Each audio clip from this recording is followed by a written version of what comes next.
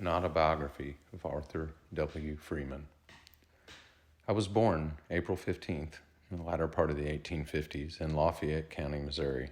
I was a slave child contemporaneous with the great Booker T. Washington. My father was born in Virginia, my mother in Tennessee. My father, William Henry Freeman, was the son of his master, Judge W. H. Freeman of Culpeper Courthouse, Culpeper County, Virginia. He was brought by his master to the state of Missouri. My mother, Agnes, was the daughter of a Baptist minister by the name of Jerry Walton. She was brought to Missouri by her master, Colonel James Walton. My father lived to the ripe old age of 97 years, my mother to the age of 83. I know but little of my ancestors, but to the union of my parents 6 boys and 6 girls were born. Only 5 brothers now survive. Of the 6 brothers, all received some high school training, save one. I received my education in the grammar school for colored children at Lexington, Missouri, and graduated from the Douglas High School of that city. From this time on, for me, who longed to enlarge my scholastic attainments, the ascent to that much coveted goal was anything but inviting.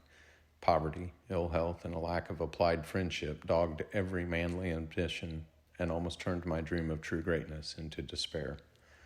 By provision of his will, my father was to receive his freedom at the death of Judge W. H. Freeman, but a law at that time in the state of Missouri required that every free mulatto in Missouri must, without fail, have a reliable white man as his sponsor. My father, not heeding this law, was sold back into slavery and was bought by William Walton of Lafayette County. My parents were both, in turn, sold to a Mr. Thomas Shelby. Henceforth, they were permitted to live together without interruption till death parted them. Though then but a little child, I remember the Battle of Lexington, Missouri, its stirring, exciting aspects, and horrible results. Missouri was a slave state nearly surrounded by the border free states, Kansas, Iowa, and Illinois. And about the time of the Battle of Lexington, it did seem quite possible that the North might win over the South, that the South might secede from the Union and organize a confederacy, adopted its contention.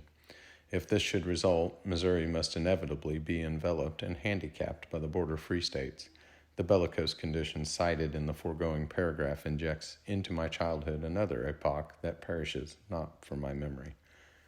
One morning, ere the rising of the sun, some wagons, each drawn by 4 mules, halted in front of the cabin doors of the Negro quarters on the plantation of Thomas Shelby. Bedding victuals, little colored children were promiscuously and hurriedly tumbled into wagons. Women were ordered to the wagons next, and men afoot, under sealed orders, were pulled out from Lafayette County, Missouri.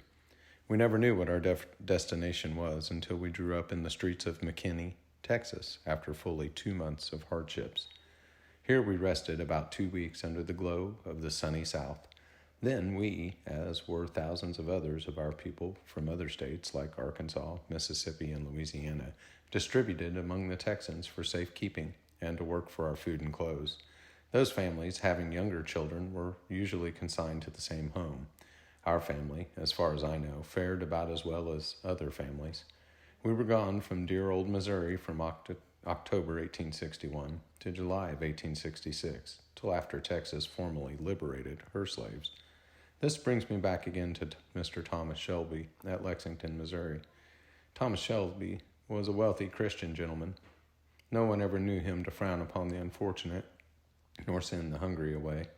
After emancipation of the Negro slaves in all states where slavery existed, though that decisive penstroke of President Lincoln's pen entailed a loss of nearly $100,000 on Mr. Shelby, supported by his oft-repeated quotation, "What can't be cured must be endured," the magnanimity of this man broke forth as the sun from behind a cloud after a storm. He at once provided means of transportation for all those slaves that he had carried into Texas, brought them home, set them down in his own yard, gave them material support until they might get a foothold on opportunity, and became inured to their new condition of life.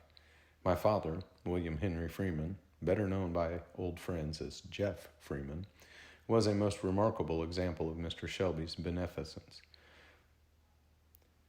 He furnished my father a house in which to live, rented him land, and equipped him with 2 mule teams, with farm implements and seeds, and let him crop on shares. Furthermore, Mr. Shelby fed our family of 7 the first year. My father prospered greatly and soon purchased a nice little farm near that of this benefactor. It has been my good fortune, in most cases, to live with and serve wealthy, noble white people, but the people whose excellence I here proudly record were the most super people, super in all that was simple, good, and great. Their learning was very distributive, without any show of egotism, and very helpful.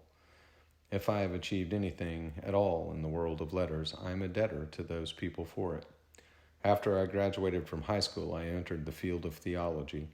I would teach in rural and village schools and try to save money to further my scholastic attainments. I also got a little preaching to do, but the small pay gave me but little aid. I labored on farms during vacation. That paid better. I would hurry away to summer high schools and to teachers' schools and thus get in a few weeks' work every year. But ill health and privation still stalked my trail and barred me from making my B.D. degree at Wilberforce University. It would be derelict in me if I should fail to specifically mention at least some of those who cheerfully and ably directed my efforts to obtain a good education. Here are given the names of only a few, and the study in which each aided me. Mrs. Nancy Shelby, good morals and gentle manners. Professor J.W. Tompkins of Shelby College, Lexington, Kentucky, and whose family I served. English, Greek, ancient history. Professor Cheney, biblical history and natural theology. Mr. Stephen Lamar, a native of France, French. Professor E.P. Lampkin, at one time superintendent of Clinton Public Schools, Latin and higher algebra. Professor Stahl, one of the associate principals of the Lampkin-Stahl Academy, Natural Sciences. Professor J.H. Mayfield, who formerly taught in New York City, Spanish. Miss Emily Vague, daughter of a German clergyman from the old country, German.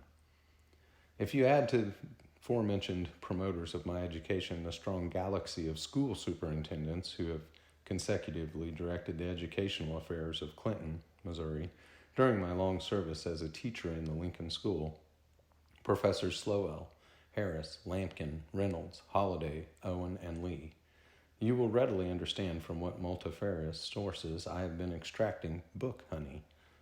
I am confident that by incessant personal application, together with the aid of my private, competent tutors, I have achieved more than what was required to get the B.D. degree. I have never been able to return to receive it. In 1889, I was graduated from the Chicago Record Home Study Circle, a correspondence course. I regard this as no trivial acquisition. In the summer of 1877, I was elected by the school board of Clinton to teach in the Lincoln School of Clinton, Missouri. I arrived at Clinton, Missouri, August 30th, 1877, and am the first Negro teacher to be licensed to teach in the public schools of Henry County, Missouri. I am a Christian. I am united with the African Methodist Episcopal Church of Lexington, Missouri, as of November 17th, 1874. With regards to doctrines, creeds, and tenets of churches, I am not dogmatic.